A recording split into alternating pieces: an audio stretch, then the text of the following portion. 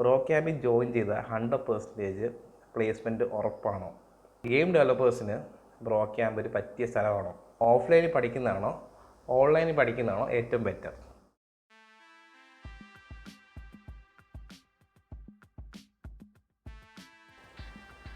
Hi hello എല്ലാവർക്കും നമസ്കാരം. ഞാൻ Google Surendran. Welcome to the channel. ഞാനൊരു ഗെയിം ഡെവലപ്പറാണ്. ഇന്നത്തെ വീഡിയോ ടൈറ്റിൽ നിങ്ങൾ വായിച്ച് കാണും, ബ്രോ ക്യാമ്പ്. ഞാൻ പഠിച്ചത് ബ്രോ ക്യാമ്പിലാണ്. സോ ഈ അടുത്തിടയ്ക്ക് കുറച്ച് ആൾക്കാർ എനിക്ക് ലിങ്ക്ഡിനിൽ മെസ്സേജ് അയക്കാറുണ്ട്.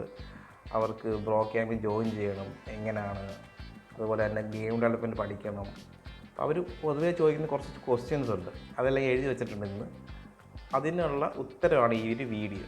അതായത് നിങ്ങൾക്കും ഗെയിം ഡെവലപ്മെൻറ്റ് പഠിക്കണം, നിങ്ങൾക്കും ബ്രോ ക്യാമ്പിൽ ജോയിൻ ചെയ്യണമെന്നൊക്കെ ഉണ്ടെങ്കിൽ ഈ വീഡിയോ ഒന്ന് കണ്ടിരിക്കും, നിങ്ങൾക്ക് ഹെൽപ്ഫുള്ളായിരിക്കും.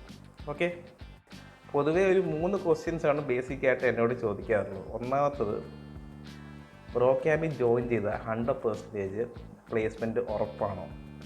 അതൊന്ന്. രണ്ടാമത്, ഗെയിം ഡെവലപ്പേഴ്സിന് ബ്രോ ക്യാമ്പ് ഒരു പറ്റിയ സ്ഥലമാണോ? ഗെയിം ഡെവലപ്മെൻറ്റ് പഠിക്കാൻ ബ്രോ ക്യാമ്പ് ഒരു നല്ല സ്ഥലമാണോ? മൂന്നാമത്തത്, ഓഫ്ലൈനിൽ പഠിക്കുന്നതാണോ ഓൺലൈനിൽ പഠിക്കുന്നതാണോ ഏറ്റവും ബെറ്റർ?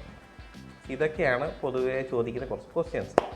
സോ തുടങ്ങുന്നതിന് മുന്നേ ഒരു കാര്യം കൂടെ പറയാനുണ്ട്. ഇത് ഒരു സ്പോൺസേഡ് വീഡിയോ ഒന്നുമല്ല. ബ്രോ ക്യാമ്പ് ഇത് സ്പോൺസർ ചെയ്യുന്നൊന്നുമില്ല. ഇത് എൻ്റെ അഭിപ്രായങ്ങൾ ഞാൻ നിങ്ങൾ ഷെയർ ചെയ്യുന്നതാണ്. ഞാൻ പറയാൻ കാരണം, ഞാൻ ചിലപ്പോൾ കുറച്ച് നല്ല കാര്യങ്ങൾ പറയാൻ ചാൻസ് ഉണ്ട് ബ്രോ ക്യാമ്പിനെ പറ്റിയിട്ട്. സോ നിങ്ങൾക്ക് തോന്നരുത് ഞാൻ വല്ല പൈസ മേടിച്ചിട്ട് പറയുകയാണെന്ന്. അങ്ങനെയല്ല. ബട്ട് നിഖിൽ സാർ ഇത് കാണുന്നുണ്ടെങ്കിൽ എൻ്റെ നമ്പർ സാറിൻ്റെ ഉണ്ടെന്നാണ് എനിക്ക് തോന്നുന്നത്. കോൾ മീ ഇഫ് ഫ്യൂച്ചറിൽ വല്ല സ്പോൺസർഷിപ്പ് ചെയ്യണമെന്നുണ്ടെങ്കിൽ. മേ ബി ആർക്കറിയാം. സോ ജോക്സ് അപ്പാർട്ട്, നമുക്കിനി വീഡിയോ സ്റ്റാർട്ട് ചെയ്യാം. ഒന്നാമത്തെ ക്വസ്റ്റ്യൻ, ബ്രോ ക്യാമ്പ് ജോയിൻ ചെയ്ത് കഴിഞ്ഞാൽ 100% പ്ലേസ്മെൻറ്റ് ഉറപ്പാണോ? അല്ല. ബ്രോ ക്യാമ്പ് ഒരു വീഡിയോയിലും അല്ലെങ്കിൽ അവിടെ ചെന്ന് കഴിഞ്ഞാൽ പറയില്ല നിങ്ങൾക്ക് 100% നമ്മൾ പ്ലേസ്മെൻറ്റ് ഗ്യാരണ്ടീഡ് ആണെന്ന്. അവർ തരുന്ന ഈ സിലബസ് മുഴുവനായിട്ട് നമ്മൾ കംപ്ലീറ്റ് ചെയ്ത് കഴിഞ്ഞിട്ട് എല്ലാം ചെയ്ത് കഴിയുമ്പോൾ നിങ്ങൾക്ക് ജോലി കിട്ടാനുള്ള സാധ്യതകൾ വളരെ കൂടുതലായിരിക്കും. ഇതാണ് സംഭവിക്കുന്നത്. നിങ്ങൾക്ക് അറിയാതിരിക്കും, അതൊരു സെൽഫ് തോട്ട് സിസ്റ്റമാണ്. അതായത് നമ്മൾ തന്നെ വേണം പഠിക്കാൻ. നമ്മളെ പഠിപ്പിച്ചു തരാൻ ആരും അവിടെ ഇല്ല. അപ്പോൾ അതുകൊണ്ട് തന്നെ കുറേ കാര്യങ്ങൾ പഠിക്കാൻ പറ്റും. നമുക്ക് ഗെയിം ഡെവലപ്പേഴ്സിന് 33 ആഴ്ചയാണ് ഈ ഒരു കോഴ്സ് ഉള്ളത്. 33 ആഴ്ചയും ഓരോ ആഴ്ചയും റിവ്യൂസ് ഉണ്ട്. ഈ റിവ്യൂസ് അറ്റൻഡ് ചെയ്യണം. ഇത് ചെറിയൊരു ഇൻ്റർവ്യൂ പോലെ തന്നെയാണ്. അത് അറ്റൻഡ് ചെയ്ത് പാസ് ആയാലേ അടുത്ത ആഴ്ച തൊട്ട് പോകത്തുള്ളൂ. ഫെയിലായാൽ വീണ്ടും അവിടെ തന്നെ ഇരിക്കണം. ഞാൻ കണ്ടിട്ടുണ്ട് ചില ആൾക്കാരൊക്കെ 7-8 ആഴ്ചയൊക്കെ ഒരു വീക്കിൽ തന്നെ ഇരിക്കുന്നത്. എന്നിട്ട് പിള്ളേർ പഠിച്ച് കയറി പോകും, അത് വേറെ കാര്യം.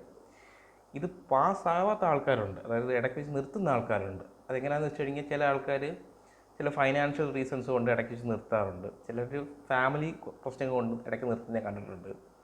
ഇനി ചില ആൾക്കാർ ഈ റിവ്യൂസിൻ്റെ ഇടയ്ക്ക് ചീറ്റ് ചെയ്യും, അത് പിടിച്ചു കഴിയുമ്പോൾ അവർ പറഞ്ഞുള്ളൂ, അങ്ങനെ ടെർമിനേറ്റ് ചെയ്യും. അങ്ങനെ കുറച്ച് ആൾക്കാരുണ്ട്.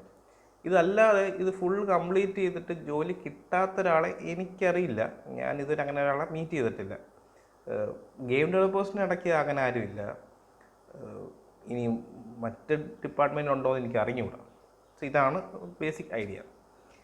സോ 100% ഗ്യാരണ്ടീഡ് ആണെന്ന് ചോദിച്ചാൽ അല്ല. പക്ഷേ നിങ്ങൾ കറക്റ്റായിട്ട് പഠിച്ച് നിങ്ങൾ മുന്നോട്ട് പോവുകയാണെങ്കിൽ there is a chance that you can get a job. Okay, so അടുത്ത ക്വസ്റ്റ്യൻ, ഗെയിം ഡെവലപ്പേഴ്സിന് ബ്രോ ക്യാമ്പ് ഒരു പറ്റിയ സ്ഥലമാണോ? ഇത് ഗെയിം ഡെവലപ്മെൻറ്റ് പഠിക്കാൻ ഇതൊരു നല്ല സ്ഥലമാണോ? Depends. I think I don't know. കാരണം ഒരുപാട് വേറെയും ഇൻസ്റ്റിറ്റ്യൂട്ട്സ് ഇപ്പോൾ ഉണ്ട് ഗെയിം ഡെവലപ്മെൻറ്റ് മാത്രം പഠിപ്പിച്ചിരുന്നത്, അത് മാത്രം ഫോക്കസ് ചെയ്ത് പഠിപ്പിക്കുന്നത്. ബ്രോ ക്യാമ്പ് ഒരു അംബ്രല്ല പോലെയാണ്. അത് ഒരുപാട് സാധനങ്ങൾ അതിനകത്തുണ്ട്. Like web development, app development, game ഡെവലപ്മെൻറ്റും അതിനകത്തുണ്ട്. പ്രത്യേകിച്ച് ഗെയിം ഡെവലപ്പിംഗ് ഫോക്കസ്ഡ് അല്ല ബ്രോ ക്യാമ്പ്. പക്ഷേ നല്ലൊരു സ്ഥലം തന്നെയാണ് ബ്രോ ക്യാമ്പ്, എൻ്റെ അഭിപ്രായം. ഞാൻ പഠിച്ചതുകൊണ്ട് പറയുകയാണ്. ഈ അടുത്തിടയ്ക്ക് ഒരു പയ്യനെ ഞാൻ കണ്ടു, തിരുവല്ലയുള്ള. അവൻ ഒരു ഇൻസ്റ്റിറ്റ്യൂട്ട് പഠിക്കുകയാണ്, ഇങ്ങനെ ഓൺലൈൻ ഇൻസ്റ്റിറ്റ്യൂട്ടാണ്. അവർ ഗെയിം ഡെവലപ്പിംഗ് പഠിപ്പിക്കുന്നതാണ്. പേര് ഞാൻ ഓർക്കുന്നില്ല. അവിടെ അവൻ ഏതാണ്ടൊരു 8-10 ആഴ്ചയോളം തീർന്നിട്ടില്ല, 8-10 ആഴ്ചയോളമായി പഠിക്കാൻ തുടങ്ങിയിട്ട്. അവൻ ഒരു ഗെയിം ഏതാണ്ട് മുഴുവൻ ചെയ്തു 8-10 ആഴ്ച ആയപ്പോൾ. എൻ്റെ ഓർമ്മ ശരിയാണെങ്കിൽ ആ 8-10 ആഴ്ച ആയപ്പോൾ ഞാൻ ഏതാണ്ട് ഒരു 3-4 ഗെയിമൊക്കെ തന്നെ ചെയ്തായിരുന്നു. അവരോട് ഞാൻ ചോദിച്ചു പോകാൻ പറഞ്ഞത് അവർ അങ്ങനല്ല പഠിപ്പിക്കുക, അവർ പഠിപ്പിക്കുന്ന രീതി വേറെയാണ്. അതുകൊണ്ട് അങ്ങനെ അവർക്ക് ഒരാഴ്ച ജസ്റ്റ് ഈ ബേസിക് സംഭവം പഠിക്കുക, അത് പാസ്സാകാവുന്നേ ഉള്ളൂ. ഗെയിം ഉണ്ടാക്കുക, ഒരു ഫുൾ ഗെയിം ഉണ്ടാക്കാൻ പരിപാടിയൊന്നുമില്ല. പ്രോ ക്യാമ്പിൽ പരിപാടി എങ്ങനെയാണെന്ന് വെച്ച് കഴിഞ്ഞാൽ നമ്മൾ ഈ ഒരു കോഴ്സ് കംപ്ലീറ്റ് ചെയ്യുമ്പോൾ തന്നെ നമ്മുടെ പോർട്ട്ഫോളിയോയിൽ ഒരു നല്ല കുറേ ഗെയിംസ് കാണും. ഇപ്പോൾ എൻ്റെ കാര്യം പറയുകയാണെങ്കിൽ ഞാനൊരു 10ഓളം ഗെയിംസ് ചെയ്തിട്ടുണ്ട് ഈ ഒരു പീരീഡിൽ. 8 ഫിനിഷ്ഡാണ്. അത് ഞാൻ എൻ്റെ ഇഷ്ടോട്ടായി ഇട്ടിട്ടുണ്ട്, നിങ്ങൾക്ക് വേണമെങ്കിൽ കയറി നോക്കാൻ പറ്റും. അപ്പോൾ അവരുടെ രീതി വേറെയാണ്. സോ അതുകൊണ്ടാണ് അവരങ്ങനെ ഒരു ഗെയിം മാത്രമേ ആ സമയം കൊണ്ട് ചെയ്തുള്ളൂ. അതുകൊണ്ട് പക്ഷെ പ്രോ ക്യാമ്പിലുള്ള ഒരു പ്രശ്നം എന്ന് പറയുന്നത് കുറവാണ്, ആൾക്കാർ കുറവാണ്. ഗെയിം ഡെവലപ്പേഴ്സിൻ്റെ അളവ് ഇച്ചിരി കുറവാണ് മറ്റ് ഡിപ്പാർട്ട്മെൻറ്റിനെ വെച്ച് നോക്കുമ്പോൾ. നമുക്ക് എല്ലാ ഗെയിം ഡെവലപ്പേഴ്സിൻ്റെ പേര് പറഞ്ഞ് അറിയാൻ പറ്റും, അത്രയ്ക്ക് ആൾക്കാരെ കാണത്തുള്ളൂ. ഞാൻ പഠിക്കുന്ന സമയത്ത് ഇപ്പോൾ വ്യത്യാസം ഉണ്ടെന്ന് തോന്നി. ഇപ്പോൾ കുറച്ചുകൂടെ പിള്ളേരുണ്ട് ഡിപ്പാർട്ട്മെൻറ്റെല്ലാം കൂടെ ഈ ഗെയിം ഡെവലപ്മെൻറ്റിൽ. പിന്നെ ഒരു പ്രശ്നം എനിക്ക് തോന്നിയത് 3D മോഡലിംഗ് അല്ലെങ്കിൽ ബ്ലെൻഡർ പോലത്തെ ടൂൾസ് യൂസ് ചെയ്യുന്നതിൻ്റെ ഒരു അളവ് ഇച്ചിരി കുറവാണ്. നമുക്ക് ഒത്തിരി ഇല്ല. നമ്മൾ യൂണിറ്റി മാത്രമാണ് കറക്റ്റായിട്ട് പഠിക്കുന്നത്. ബ്ലെൻഡറിന് എനിക്ക് ഒരാഴ്ച ഒരു സംഭവം ചെയ്യാൻ പറഞ്ഞായിരുന്നു, ഒരു ബോളോ അല്ലെങ്കിൽ എന്തെങ്കിലും സംഭവം ക്രിയേറ്റ് ചെയ്യാൻ പറഞ്ഞായിരുന്നു. ഞാനൊരു ബോളൊന്ന് ക്രിയേറ്റ് ചെയ്തത്. അതല്ലാതെ പ്രത്യേകിച്ച് ഒരു ബ്ലെൻഡർ ഫോക്കസ്ഡ് ആയിട്ട് ഒരു സംഭവം നമ്മൾ ചെയ്യുന്നില്ല.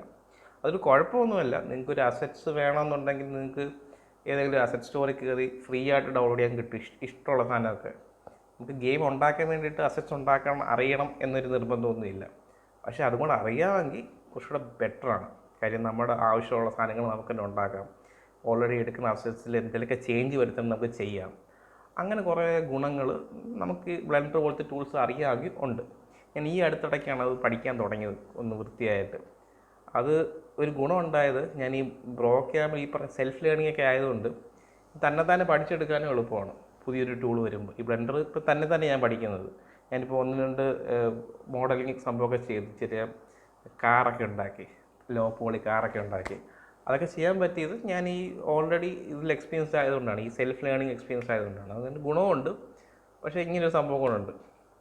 പിന്നെ വേറൊരു നല്ല കാര്യം പറയുകയാണെങ്കിൽ നമുക്ക് നല്ല സപ്പോർട്ട് തരുന്നുണ്ട്. കാര്യം ഒരു തവണ എൻ്റെ അനുഭവം പറയുകയാണെങ്കിൽ നമുക്ക് VR ഗെയിം ചെയ്യണം അവസാനം, പക്ഷേ VR ഹെഡ്സെറ്റ് ഇല്ല. ചെക്ക് ചെയ്ത് നോക്കാൻ ഹെഡ്സെറ്റ് ഇല്ല. അങ്ങനെ വന്നപ്പോൾ ഒരു ദിവസം ഞാൻ നമ്മുടെ കുറച്ച് ഫ്രണ്ട്സുമായിട്ട് നിഖിൽ സാറിനെ പോയി കണ്ടു. നിഖിൽ കിളിവാൽ അറിയാലോ, എൻ്റെ CEO. അദ്ദേഹത്തെ കണ്ടിട്ട് പറഞ്ഞു ഇതുപോലെ നമുക്കൊരു VR ഹെഡ്സെറ്റ് വേണമെന്ന്, കിട്ടിയാൽ കൊള്ളാം എന്ന് പറഞ്ഞു. വെറുതെ പറഞ്ഞു, ഞാൻ കരുതിയില്ല പുള്ളി മേടിക്കുന്നതെന്ന്. ഞാൻ ചുമ്മാ അങ്ങ് പറഞ്ഞു പുള്ളി മേടിക്കാമെന്നൊക്കെ പറഞ്ഞു. ഓക്കെ കുഴപ്പമില്ല മേടിക്കാമെന്ന് പറയും. പുള്ളി അത് മേടിച്ചു. അത് മെറ്റാ ക്വസ്റ്റ് 3 പുതിയത് അത് മേടിച്ചോടെ വെച്ചു. ഞാൻ 1 തവണ 2 തവണ ഉപയോഗിക്കാൻ എനിക്ക് പറ്റിയിട്ടുള്ളൂ. ഞാൻ അപ്പോഴേക്കും റിമോട്ടിലോട്ട് മാറിയായിരുന്നു. പക്ഷെ പിള്ളേരൊക്കെ യൂസ് ചെയ്ത് ഗെയിംസ് ഉണ്ടാക്കുന്നുണ്ടെന്നാണ് എനിക്ക് തോന്നുന്നത്. എനിവേസ് അങ്ങനെ നമുക്കെല്ലാം സപ്പോർട്ടും കാര്യങ്ങളൊക്കെ ഉണ്ട്.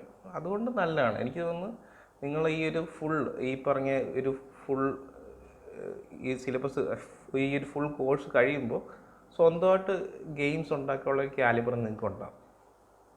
ഓക്കെ, ഇനി അടുത്ത ക്വസ്റ്റ്യൻ, റിമോട്ടാണോ അതായത് ഓൺലൈനാണോ ഓഫ്ലൈൻ അവിടെ പോയി നിന്ന് പഠിക്കുന്നതാണോ ബെറ്റർ?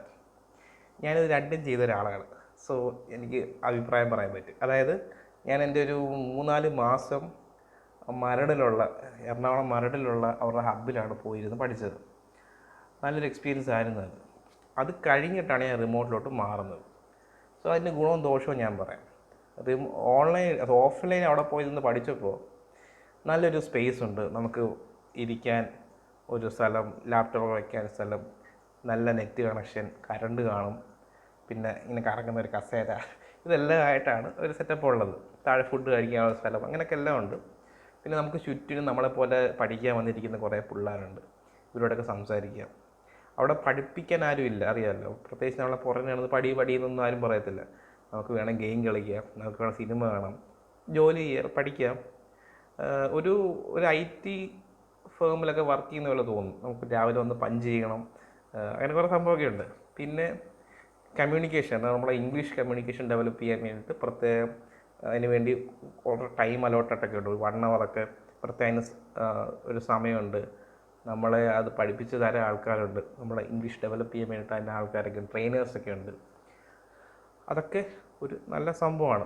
മാത്രമല്ല, നിങ്ങൾ ഇച്ചിരി ഉഴപ്പാണെങ്കിൽ പോലും നിങ്ങൾ ഹബ്ബിൽ പോയിരുന്നു കഴിഞ്ഞാൽ നന്നായിട്ട് പഠിക്കും. കാര്യം ബാക്കി എല്ലാവരും പഠിക്കുന്നുണ്ട്, നമുക്കും പഠിക്കാൻ തോന്നുമല്ലോ. ഈ ജിമ്മിൽ പോകുന്ന പോലെ ബാക്കിയുള്ളൊരു വർക്കൗട്ട് ചെയ്യുമ്പോൾ നമുക്ക് വർക്കൗട്ട് ചെയ്യാൻ തോന്നത്തില്ല, വീട്ടിലിരിക്കുമ്പോൾ മടിയായിരിക്കും. ആ സെയിം പരിപാടിയാണ് ഈ ഹബ്ബിൽ പോയിരിക്കുമ്പോൾ ഉള്ളത്. ഇതിൻ്റെ പ്രശ്നം എവിടെയാണെന്ന് വെച്ച് കഴിഞ്ഞാൽ, എനിക്ക് ഫീൽ ചെയ്ത പ്രശ്നം എവിടെയാണെന്ന് വെച്ച് കഴിഞ്ഞാൽ, ഞാൻ ആലപ്പുഴയിൽ നിന്ന് എറണാകുളത്ത് പോയി നിന്നാണ് പഠിച്ചത്. ഈ റൂമിൻ്റെ റെൻറ്റ്, ഫുഡിൻ്റെ എക്സ്പെൻസ്, ഈ ഹബ്ബിൽ നമുക്കൊരു റെൻ്റുണ്ട്. അതായത് ഈ സ്പേസ് റെൻ്റ് എന്ന് പറയുന്ന സംഭവമുണ്ട്. അതുകൊണ്ട് 4000 രൂപയാണ് സ്പേസ് റെൻറ്റ്. ഇപ്പോൾ അത് വ്യത്യാസമൊന്നും ഇല്ലെന്നാണ് എനിക്ക് തോന്നുന്നത്. ഞാൻ പഠിക്കുന്ന സമയത്ത് 4000 രൂപയായിരുന്നു. എല്ലാം കൂടെ ഒരു 8000 to 10,000 രൂപ നിങ്ങൾക്ക് ഒരു മാസം ചിലവാകും. ഒരു 4 മാസം കഴിയുമ്പോഴേക്കും എനിക്കത് അഫോർഡ് ചെയ്യാൻ പറ്റാത്ത അവസ്ഥയായി. അതുകൊണ്ടാണ് ഞാൻ പിന്നീട് റിമോട്ടിലോട്ട് മാറിയത്. പക്ഷെ റിമോട്ടിൽ മാറി വീട്ടിൽ വന്നപ്പോൾ ഉള്ള ഗുണം എന്താണെന്ന് വെച്ച് കഴിഞ്ഞാൽ, ഒരു നെറ്റ് കണക്ഷൻ എടുത്തു കഴിഞ്ഞാൽ നമുക്ക് എവിടെ വേണം ഇരുന്ന് വർക്ക് ചെയ്യാം, പഠിക്കാം, എവിടെ വേണം ഇരുന്ന് പഠിക്കാം. അതായിരുന്നു ഏറ്റവും നല്ല ഗുണം. വേറെ വലിയ ചിലവൊന്നുമില്ല. നെറ്റിൻ്റെ ഈ ചിലവല്ലാതെ വലിയ ചിലവൊന്നും വരുന്നില്ല നമുക്ക്. അവിടെ ഉള്ള പോലെ ഇത്ര ചിലവില്ല. വീട്ടിലായതുകൊണ്ട് ഫുഡും കാര്യങ്ങളൊക്കെ സൈഡിൽ കൂടെ നടന്നു പോകും. അതിനൊരു പ്രത്യേകിച്ച് പൈസ ചിലവില്ല. പ്രശ്നം എന്താണെന്ന് വെച്ച് കഴിഞ്ഞാൽ, കൺസിസ്റ്റൻസി. അതായത് നമ്മൾ ഹബ്ബിൽ പോയിരുന്നപ്പോൾ ഉള്ള രീതിയിൽ നമ്മൾ പഠിക്കില്ല റിമോട്ടിൽ വരുമ്പോൾ. കാരണം നമുക്ക് ഡിസ്ട്രാക്ഷൻസ് ഒത്തിരി ഉണ്ട്. ഇടയ്ക്ക് വീട്ടുകാർ കടയിൽ പോകാൻ പറയും, വേറെ എന്തെങ്കിലും കാര്യം വരും, അങ്ങോട്ട് പോകേണ്ടി വരും, തിരിച്ചു വരും, നമ്മൾ ഡിസ്ട്രാക്റ്റഡ് ആവും. പിന്നെ ഹബ്ബിലുള്ള പോലെ ചുറ്റിനും ആൾക്കാരൊന്നും ഇല്ല ഇരുന്ന് വർക്ക് ചെയ്യുന്നത്, നമ്മൾ തന്നെ ഇരുന്ന് വർക്ക് ചെയ്യണം. അപ്പോൾ ഈ ഒരു കൺസിസ്റ്റൻസി കുറയാനും ചാൻസ് ഉണ്ട്. ആദ്യത്തെ ഒരു 2 ആഴ്ച നല്ല പാടായിരുന്നു എനിക്ക് ഇരുന്ന് പഠിക്കാൻ. പിന്നീട് ഞാനൊരു ടൈം ടേബിളൊക്കെ ഉണ്ടാക്കി വെച്ച് ഇരുന്ന് പഠിച്ച്, അങ്ങനെയാണ് ഞാൻ മേലെ പോയത്. കുറേ ആഴ്ചയൊക്കെ ഇരുന്നിട്ടുണ്ട്. ഈ ഫസ്റ്റ് വന്ന ഒരു സമയത്ത് ഞാൻ കുറേയൊക്കെ 1-2 ആഴ്ചയൊക്കെ വീക്കുകളിൽ ഇരുന്നാണ് കയറിപ്പോയത്. പാസ്സായില്ലായിരുന്നു. അതിൻ്റെ പ്രശ്നം ഇതായിരുന്നു. പിന്നെ കമ്മ്യൂണിക്കേഷൻ ഏറ്റവും നല്ലത് ഹബ്ബാണ്. റിമോട്ട് വരുമ്പോൾ നമുക്കും ഒരു 1 hour ഒരു മീറ്റിംഗ് കാര്യങ്ങളൊക്കെ ഉണ്ട്. ട്രെയിനേഴ്സ് വരും, പഠിപ്പിക്കുകയൊക്കെ ചെയ്യും. നമ്മൾ ബാക്കിയുള്ള ഫ്രണ്ട്സുമായിട്ടൊക്കെ ബാച്ച് മെമ്പേഴ്സുമായിട്ടൊക്കെ നമ്മൾ ഇംഗ്ലീഷിൽ കമ്മ്യൂണിക്കേറ്റൊക്കെ ചെയ്യും. പ്രശ്നം അതവിടെ വെച്ച് തീരും. പിന്നീട് ഒരു സമയത്ത് നമ്മളത് ചെയ്യത്തില്ല. ഹബ്ബിൽ അങ്ങനെയല്ല, എല്ലാവരോടും സംസാരിക്കുന്നതിന് ഇംഗ്ലീഷിലായിരിക്കും. അവിടെ മലയാളം സംസാരിച്ച് ഫൈനൊക്കെ ഉണ്ട്. നമ്മൾ ഇംഗ്ലീഷ് ഡെവലപ്പ് ചെയ്യാൻ വേണ്ടിയിട്ടാണ്. കാര്യം അത് നമ്മൾ ഇൻ്റർവ്യൂവിനൊക്കെ പോകുമ്പോൾ ഹെൽപ്ഫുള്ളാവും. കമ്പനി വർക്ക് ചെയ്യുമ്പോൾ നമ്മളെ കമ്മ്യൂണിക്കേഷൻ നല്ലതാണെങ്കിൽ വളരെ നല്ലതാണ് നമുക്കത്. അപ്പോൾ അതിനൊക്കെ നല്ലതാണ് ഹബ്ബ്. അപ്പോൾ എനിക്ക് പറയാനുള്ളത്, നിങ്ങൾക്ക് അഫോർഡ് ചെയ്യാൻ പറ്റുമെങ്കിൽ, നിങ്ങളുടെ വീടിൻ്റെ തൊട്ടടുത്താണ് ഹബ്ബെങ്കിൽ പ്ലീസ് അവിടെ തന്നെ പോയിരുന്ന് പഠിക്കുക, നല്ലതായിരിക്കും. നമുക്ക് ഈ പറഞ്ഞ എക്സ്പീരിയൻസ്, ആൾക്കാരെ പരിചയപ്പെടാം, അങ്ങനെ കുറേ സംഭവമുണ്ട്. ഇനി അതല്ല, നിങ്ങൾക്ക് ഹബ്ബ് ഒത്തിരി ദൂരെയാണ്, നിങ്ങൾക്കിത് വളരെ എക്സ്പെൻസീവ് ആണ് എങ്കിൽ നിങ്ങൾ വീട്ടിലിരുന്ന് പഠിക്കാൻ നോക്കുക. പക്ഷേ ഒരു ടൈം ടേബിളൊക്കെ വെച്ച് പഠിക്കുക. അല്ലെങ്കിൽ ഈ പറഞ്ഞ കൺസിസ്റ്റൻസി ഇല്ലാതായി പോകും. അത് വലിയ ഇഷ്യൂ ആവും. പിന്നെ തന്നെത്താനെ കമ്മ്യൂണിക്കേഷൻ ഇമ്പ്രൂവ് ചെയ്യാനും നോക്കണം. ഈ പറഞ്ഞ 1 hour മാത്രം പോരാ. നമ്മൾ സിനിമകൾ കാണുക, ഇംഗ്ലീഷ് സിനിമകൾ കാണുക, ആൾക്കാരോട് ഇംഗ്ലീഷിൽ സംസാരിക്കാൻ ശ്രമിക്കുക. അങ്ങനെയൊക്കെ ചെയ്യുമ്പോൾ മെല്ലെ നമ്മുടെ കമ്മ്യൂണിക്കേഷൻ ബെറ്റർ ആവും. അതൊക്കെയാണ് എനിക്ക് പറയാനുള്ളത്. സോ എനിക്കൊന്നെല്ലാം ഞാൻ കവർ ചെയ്തു. പ്ലേസ്മെൻറ്റ് കാര്യം, ഗെയിം ഡെവലപ്പേഴ്സ് നല്ലതാണോ ഇല്ലയോ എന്നുള്ള കാര്യം, ഇതിൽ റിമോട്ടാണോ ഓൺലൈനാണോ നല്ലത്, റിമോട്ടാണോ ഓഫ്ലൈനാണോ നല്ലത്. സോ ഇതുപോലെ നിങ്ങൾക്ക് വേറെ എന്തെങ്കിലും ക്വസ്റ്റ്യൻസ് ഉണ്ടെങ്കിൽ താഴെ കമൻറ്റ് ചെയ്യുക, ഞാൻ അത് റിപ്ലൈ ചെയ്യുന്നതായിരിക്കും. സോ നിങ്ങൾക്ക് ഗെയിം ഡെവലപ്മെൻറ്റ്, അതുപോലെ ഗെയിം റിവ്യൂസ്, ഗെയിം പ്ലേ ഇതൊക്കെ കാണണമെന്നുണ്ടെങ്കിൽ ഈ ചാനൽ സബ്സ്ക്രൈബ് ചെയ്യുക. ഞാനിനി കുറേ ഗെയിം ഡെവലപ്മെൻറ്റ് ട്യൂട്ടോറിയൽസൊക്കെ ചെയ്യുന്നുണ്ട് ഈ ചാനൽ. സോ യൂണിറ്റിയിലായിരിക്കും ഞാൻ ചെയ്യുന്നത്, അൺറിയലിലൊന്നുമല്ല. ഞാൻ യൂണിറ്റി ഡെവലപ്പറാണ്. സോ അതൊക്കെ കാണണമെങ്കിൽ ചാനൽ സബ്സ്ക്രൈബ് ചെയ്യുക, ലൈക്ക് ചെയ്യുക, എല്ലാം ചെയ്യുക. I think this is helpful for you. ഈ ഒരു വീഡിയോ നിങ്ങൾക്ക് ഹെൽപ്ഫുൾ ആയെന്ന് ഞാൻ വിശ്വസിക്കുന്നു. അടുത്ത തവണ കാണുന്നവരെ